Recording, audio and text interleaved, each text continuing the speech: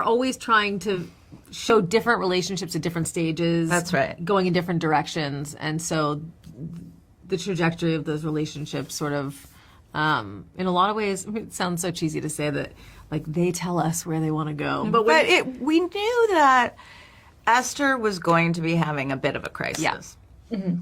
And we knew that we wanted to take it to a real place, which was this idea of separation. There was never a part of us going, maybe they get back together at the end. Like, if we were going to tell that story, we were going to tell it in a real way.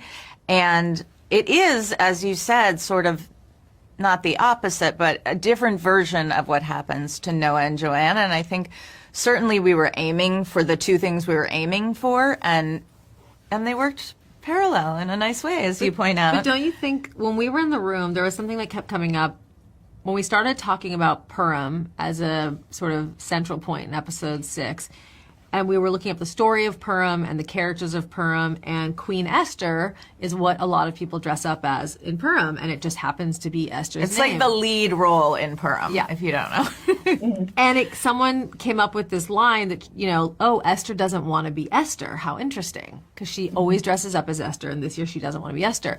And that kind of became a phrase we used throughout the season of Esther doesn't want to be Esther. What does that mean? Like, what's happening that suddenly she's not happy with her life and who she has become, and she wants to be someone different?